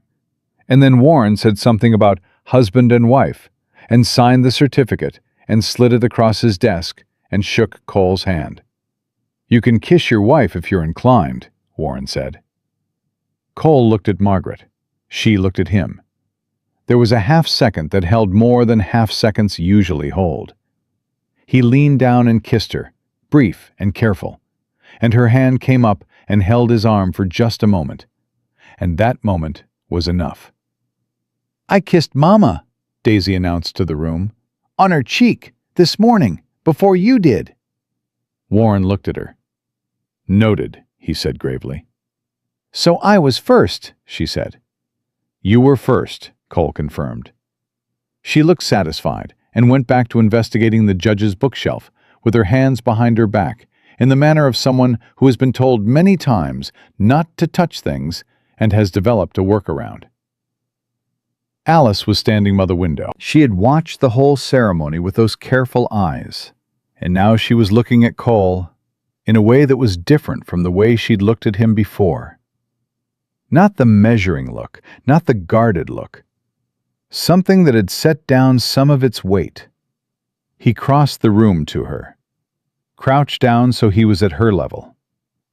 "You all right?" he said. She looked at him for a moment. Then she said, very quietly, so only he could hear it, "My father used to say that he loved us. Every time before it got bad, he would say it first." She paused. "I don't need you to say it. I just need you to keep doing what you've been doing." Cole held her gaze. "That I can do," he said. "Every day. You can hold me to it." She nodded once, the same nod he used himself, and looked back out the window. It was on the way out, on the landing above the street, that they saw him. Brown coat, medium build, standing across the street with his hands in his pockets, not pretending to be there for any other reason. He was looking up at them, and he had the smile Alice had described, the kind that occupied only the lower half of a face. Margaret stopped on the landing. Cole felt her go still beside him. That deep-wired stillness, the old reflex. He put his hand over hers on his arm. She looked down at it. Then she looked back up at the man across the street. "James," she said, not loud, just naming him. James Cross looked at Cole's hand over hers, looked at the marriage certificate that Margaret was holding. Something moved through his face. Not defeat exactly, not yet, but the recognition of a man who has arrived at the table and found the cards already dealt. Cole looked at him across the frozen street with the flat, steady look he'd used on Pete Hargrove. The one that didn't need volume or movement to carry its full weight. James Cross held the look for 5 seconds. Then he turned and walked back toward the hotel. Daisy, who had been watching with her chin at railing level, said, "Who was that man?" "Nobody important," Alice said, beside her. Cole looked at Margaret. She was still watching the place where Cross had been, her jaw set, her hands steady on his arm now, rather than rigid. Working through something, letting something settle. Then she looked up at him. "He'll try something else," she said. "Probably. Are you ready for that?" He looked at her, this woman who had written the truth on a piece of paper and handed it to a stranger, and climbed onto a wagon in a Wyoming blizzard with her 2 daughters, and faced everything that came at her with her chin level and her hands steady and her eyes open. "Are you?" he said. She looked at him for a moment. Then something in her face shifted. Not the armor, not the calculation, not the careful management of what she showed. Something underneath all of that. Something that had been waiting a long time for ground solid enough to stand on. "Yes," she said, "I am." Alice took Daisy's hand at the top of the landing steps. "Come on," she said to her sister. "Watch the ice." They went down together, and Cole and Margaret followed, and behind them the door to Warren's office clicked shut, and the marriage certificate was in Margaret's hand, and the street was cold and white, and James Cross was not on it anymore.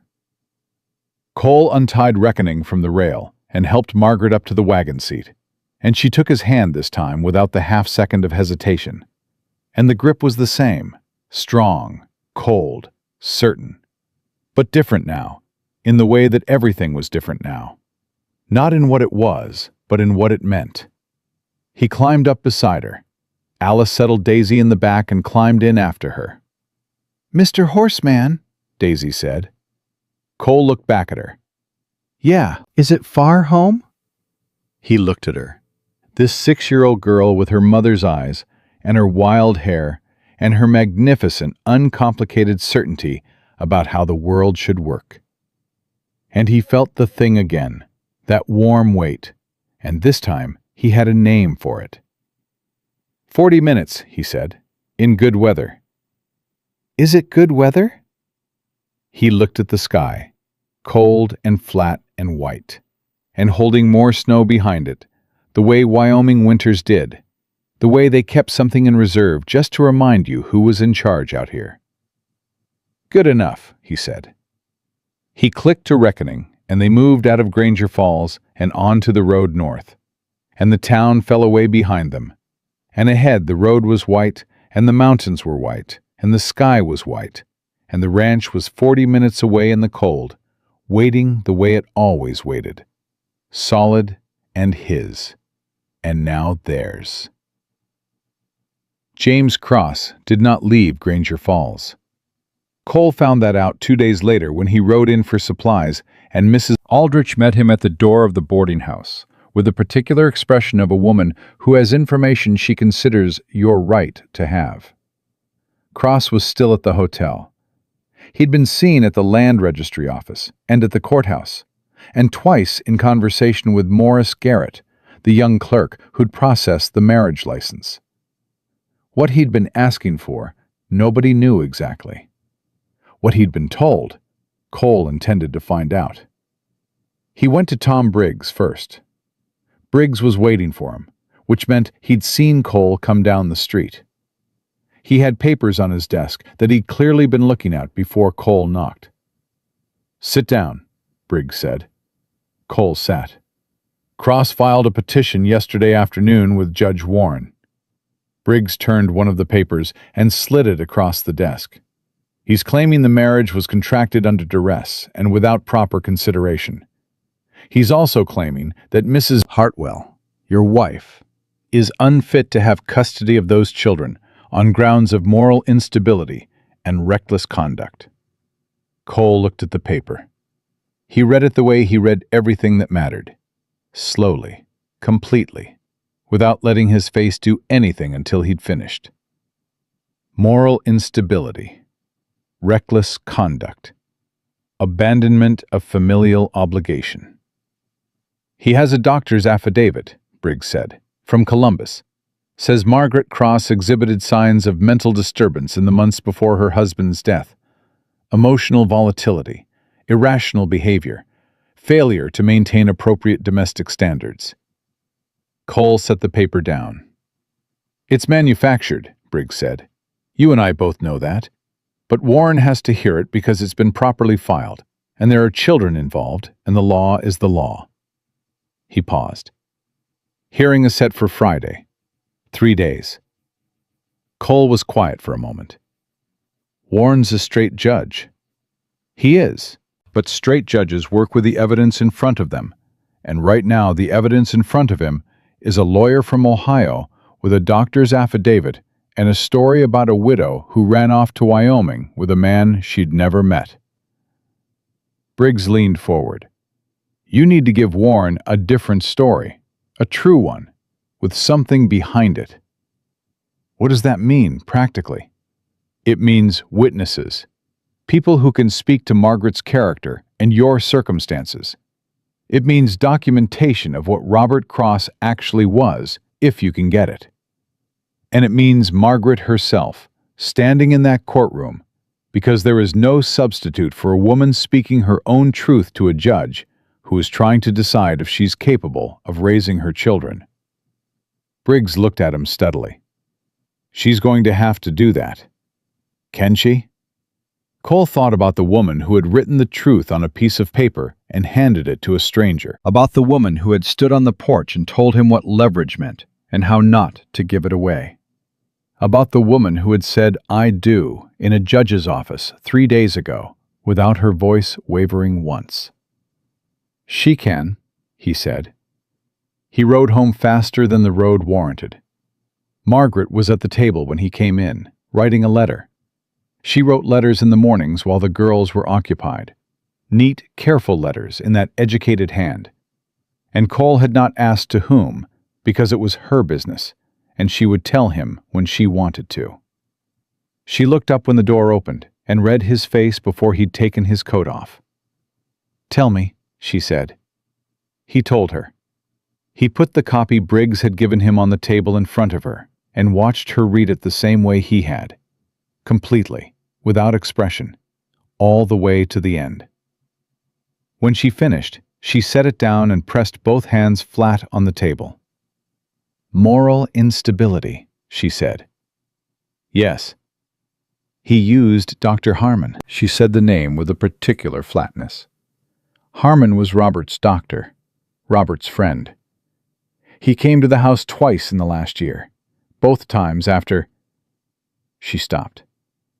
"Both times he saw me with injuries and wrote in his notes that I was emotionally volatile and prone to exaggeration." She looked up. "Because Robert asked him to.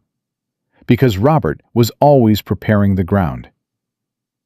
"We can challenge the affidavit," Cole said. "With what? Our word against a doctor's document?" "With the truth," Cole said, "and with people willing to tell it."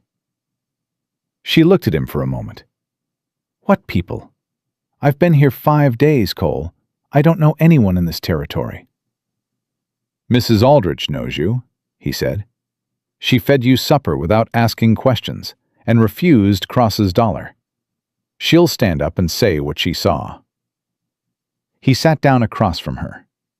Briggs will testify to the circumstances under which Cross arrived and what he's been doing in town. Judge Warren has known me for 12 years. And you, he met her eyes. You're going to stand up in that courtroom and tell Warren exactly what you told me in that letter. Every word of it. She was very still. Margaret? I know. She pressed her lips together. I know I have to. I'm not afraid of that. She looked at the paper again. I'm afraid of what it costs Alice. To have it all said out loud in a room full of people. To have her father's name in a courtroom. She paused. She's 10 years old. Then we ask Alice, Cole said. Margaret looked at him. She's 10 years old, he said, and she has been making adult decisions about her own safety since she was 6. She deserves to have a say in this one. They called Alice in from the back room where she'd been reading to Daisy, and they told her plainly what was happening, because Alice was not a child who was served by being protected from plain information. She sat at the table and listened to everything without interrupting, her hands in her lap, her face doing what it always did, processing, filing, calculating. When they finished, she looked at her mother. He wants to take us back to Ohio.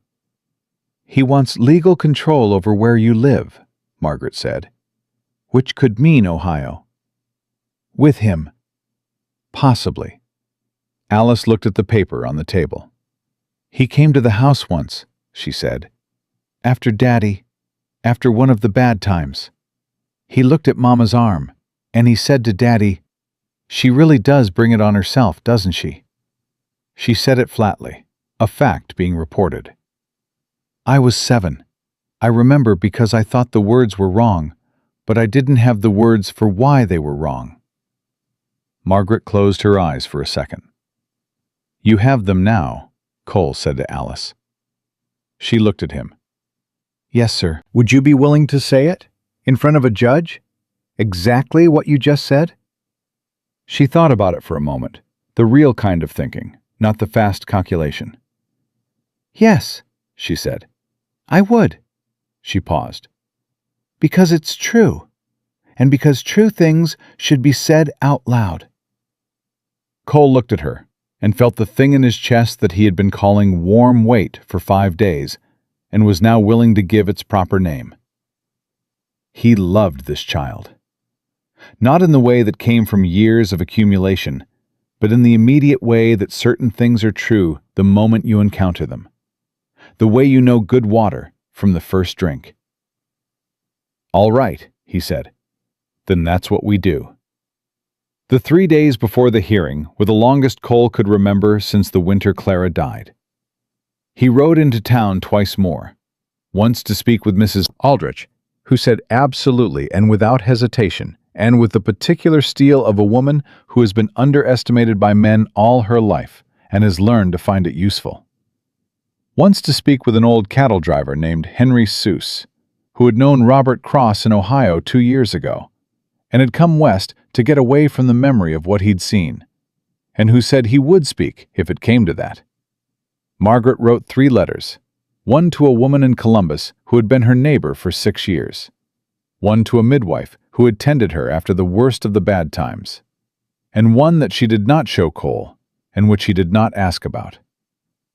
On Thursday night, the night before the hearing, Cole came in late from checking the cattle and found Margaret at the window.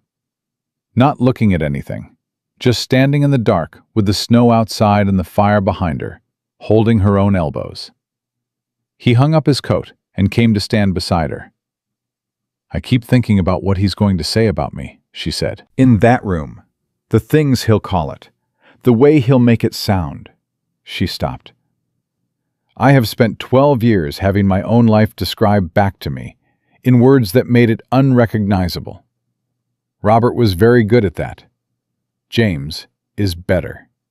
You don't have to answer his words, Cole said. You only have to tell Warren yours.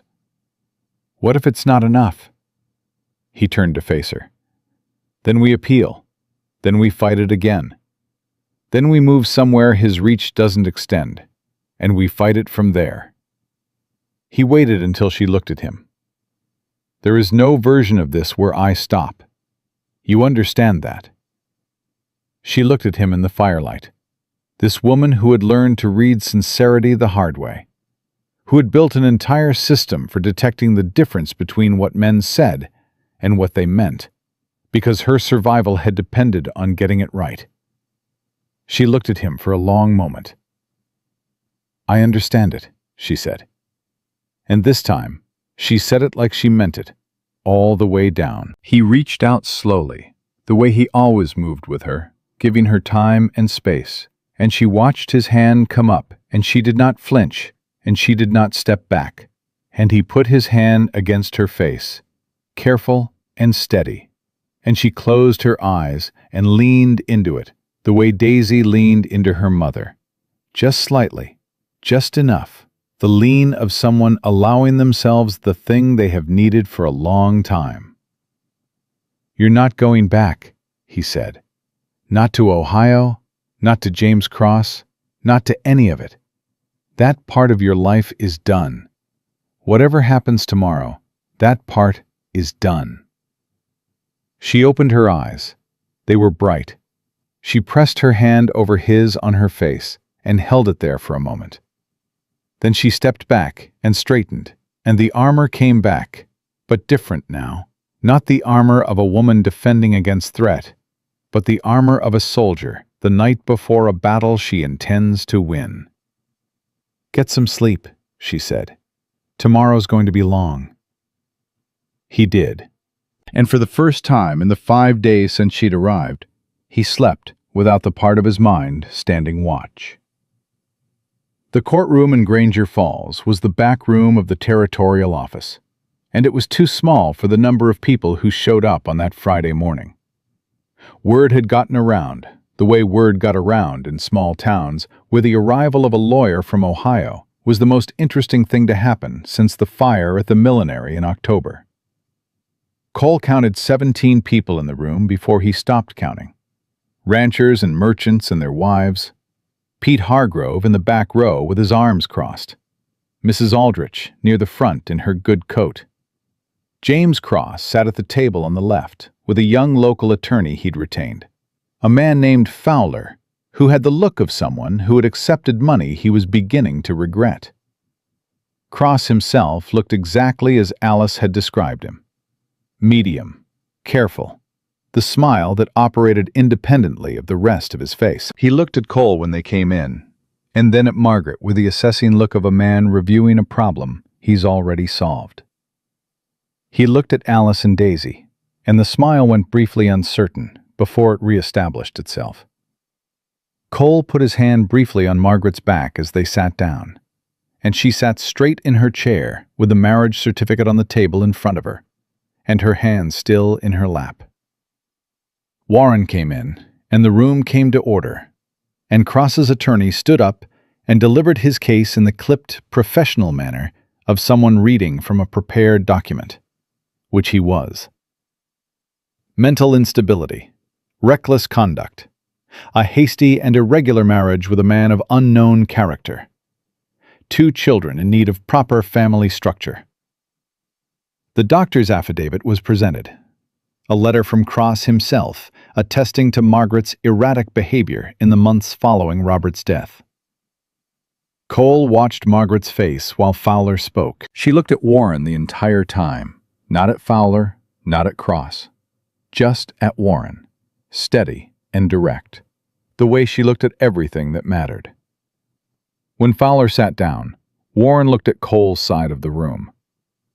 Mrs. Hartwell, he said, you have the right to speak for yourself in this proceeding. Do you wish to do so? I do, Margaret said. She stood. She spoke for 11 minutes. Cole knew because he watched Warren's clock on the wall behind the judge's head. 11 minutes, no notes, no preparation visible, though he knew she had prepared, had been preparing for 3 days, had been preparing in some form for 12 years. She told Warren about Robert Cross, not dramatically, not with tears or with visible anger. She told him the way she'd written the letter, plainly, specifically, with dates and details that a manufactured story would not have had. She told him about the incident that left her with 2 broken ribs in the winter of 1881, and about what Dr. Harmon had written in his notes when he came to the house. She told him about the morning she used the inheritance money to buy stage passage, and about how she had chosen the Denver agency because it was far enough that James Cross would not immediately think to look. She told him about Alice at the fireplace on the first night, doing it correctly without being asked. She told him about Daisy counting beans on the floor, and about Cole teaching them the horses' names, and about the difference between a house where children learn to be quiet and still, and a house where a 6-year-old asked a strange man questions about birds in winter, because she was simply curious and safe enough to be. She said, "I am not an unstable woman. I am a woman who survived an unstable situation and had the sense to get my daughters out of it. Those are not the same thing, and I believe you are capable of understanding that difference, Your Honor." She sat down. The room was completely still for a moment. Then Warren looked at James Cross. "Mr. Cross," he said, "the affidavit from Dr. Harmon. Is this the same Dr. Harmon who was your brother's personal physician and personal friend for 11 years? Fowler started to stand. Warren looked at him, and he sat back down. "It is," Cross said. "And this letter you've submitted, attesting to your sister-in-law's erratic behavior, is this based on personal observation in the period following your brother's death, or on accounts relayed to you by others?" Cross paused for just a moment. "A combination of—" "Thank you." Warren made a note. He looked at Mrs. Aldrich, who testified for 4 minutes with the precision of a woman who does not waste words. He looked at Tom Briggs, who testified for 3 minutes about Cross's behavior in Granger Falls since his arrival. He looked at old Henry Sues, who stood up from the back row without being called, and said, "I got something to say about Robert Cross if the court is willing." And Warren said he was willing. And Henry said what he'd seen in Columbus 2 years ago, in 6 sentences that left the room very quiet. Then Warren said, "Is there anything else before I rule?" Alice stood up. Margaret turned. Cole turned. The room turned. Alice Cross, Alice Hartwell, 10 years old, in her good dress, her hands at her sides, stood up in the back row where she'd been sitting with Daisy, and said clearly, in her flat, careful, completely steady voice, "My uncle came to our house once after a bad time. He looked at my mother's arm, and he said to my father, 'She really does bring it on herself, doesn't she?'" She paused. "I was 7. I'm telling you because it's true, and true things should be said out loud." She sat down. Daisy, beside her, had not made a sound through any of it, which, for Daisy, was its own testament to the weight of the moment. Warren looked at the room for a moment. Then he looked at James Cross. "Mr. Cross," he said, "I'm going to be direct with you, as I believe you are an intelligent man who will appreciate directness. You have traveled a considerable distance to file a petition in my courtroom based on a doctor's affidavit from your brother's personal friend and your own letter attesting to behavior you did not personally witness. Against that, I have the direct testimony of this woman, this child, and 3 members of this community who have no interest in this case beyond the truth of what they know." He paused. "I also have a valid marriage certificate, properly executed in my own office 3 days ago." Cross's jaw was set. He was looking at the table. "Your petition is denied," Warren said. "Mrs. Hartwell is a legally married adult woman of sound mind and stable character, and her children are exactly where they should be." He picked up his pen. "I'll note for the record that any future attempt to file against these parties in this territory without substantially new evidence will be viewed by this court as harassment. Are we clear, Mr. Cross?" Cross said nothing. I'll take that as yes, Warren said. We're adjourned. The room broke into sound, the way a held breath breaks. Mrs. Aldrich turned around in her seat and looked at Cole with an expression that said, "Well then." Pete Hargrove in the back was looking at the floor in the way of a man who was reassessing some opinions he'd held too comfortably. Henry Sues put on his hat and walked out quietly, his part done. Cole looked at Margaret. She was looking at the marriage certificate on the table in front of her. Her hands were still, the way they were when she was managing something. Then she picked the certificate up, folded it carefully along its creases, and put it inside her coat. She looked up and found his eyes, and something passed between them. Not words, not the calculation, not the armor. Just the plain thing underneath all of it, finally with enough room to breathe. Alice appeared at their side. She looked at Cross, who was gathering his papers across the room with his back to them. And then she looked at her mother. "It's over?" she said. "It's over," Margaret said. Alice nodded once. Then she turned and went to find Daisy, and Cole heard her voice through the noise of the room. "Come on, Daisy, we're going home." And he heard Daisy's response, immediate and completely uncomplicated. "Is there soup? I want soup." He looked at Margaret. She pressed her lips together, and the almost laugh happened. And this time it went all the way, brief and real and surprised out of her.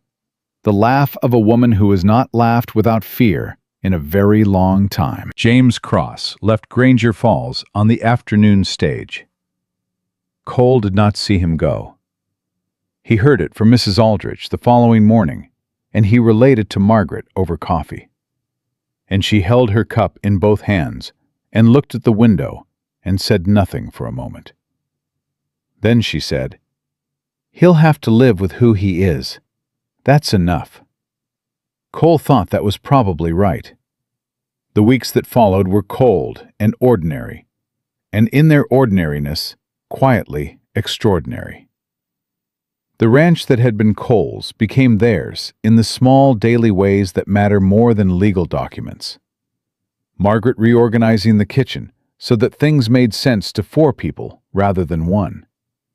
Alice learning to ride reckoning at a walk under Cole's supervision, with a focus that suggested she intended to be good at it and would not tolerate being otherwise. Daisy naming every chicken individually and maintaining complex opinions about their personalities. Cole built a proper desk for the main room because Margaret wrote letters and needed a surface that wasn't the kitchen table. Margaret planted the seeds she'd ordered from a catalog she'd found in his stack of unread mail, planning the spring garden with a precision that made him understand the winter stores had not been an accident, but a philosophy. Alice borrowed his 3 books and read them all and returned them with brief assessments.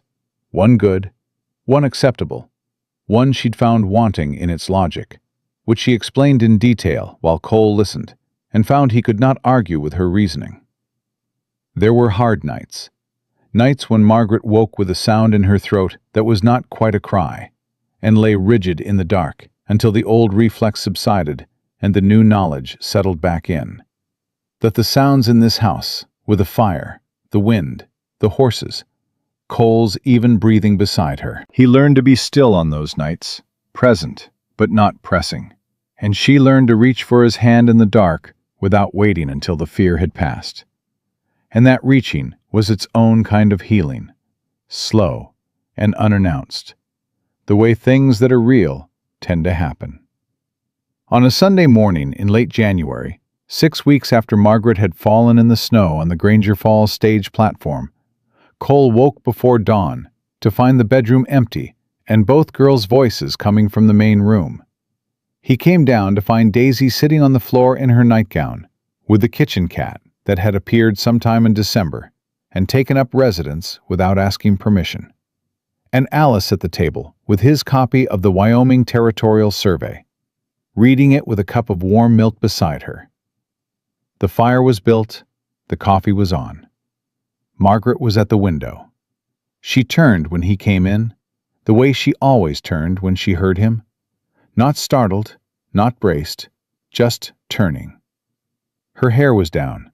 She was wearing the plain wool dress she wore on Sundays, and her feet were bare on the cold floor. And she looked at him in the early gray light, and she looked, he thought, like a woman who has put something down that she has been carrying for a very long time, and has discovered that her hands, empty, are lighter than she'd imagined possible. "You're up early," he said. "I kept waking up thinking about the garden," she said. "Where to put the beans. Whether the south side gets enough light in February." She paused. "I decided it does." "Probably does," he said. "I want to put in a proper herb bed this year, past the garden, against the fence line. Sage, thyme, rosemary if it'll take the cold." She looked at him steadily. "That's a permanent thing. An herb bed takes 2 years to establish properly." He held her gaze. "I know what it is," he said. She looked at him for a moment longer. Then she crossed the room and stood in front of him and put her hand flat against his chest, the way she had in the dark on those hard nights. And he covered it with his, and she looked up at him with those green-gold eyes that had spent years calculating and were now, in this moment, perfectly still. "I want to stay," she said. "Not because of James Cross or legal protection or because I have nowhere else to go. Because this is where I want to be. Because you are who I want to be with." She paused. "I want you to know that, separately from everything else. I want you to know I choose this." From the floor, Daisy said, without looking up from the cat, "I choose it too." Alice turned a page in the survey. "Same," she said. Cole looked at his wife, at Margaret Eleanor Hartwell, who had written the truth on a piece of paper and handed it to a stranger, and stepped off a stagecoach in the snow with her daughters, and fought for her own life with a steadiness and courage that had rebuilt, quietly and without ceremony, everything he'd spent 4 years convincing himself he no longer needed. He put his arms around her, careful and certain, and she leaned in the rest of the way, not slightly, not the small lean of someone allowing themselves a limited portion of comfort, but all the way, her forehead against his chest, her hand still over his heart, and he held her in the gray winter morning in the ranch that was theirs, with their daughters nearby, and the fire building, and the snow outside doing what Wyoming snow did, falling and covering everything, and making the world clean. This was what he had built 40 acres for. This was what Clara's coffee cup had been waiting next to for 11 days. This was what the letter had been, and the 11 days, and the storm, and the crossing, and the courtroom, and the hard nights, and all of it. This was what it had all been making its way toward. Outside, the snow fell on Second Chance's ranch, because that was what Margaret named it the following spring, one morning over coffee, the way she named things, simply and exactly right. And the wind was still, and the mountains stood where they had always stood, and inside the cabin 4 people were home. Not running, not waiting, not surviving. Home.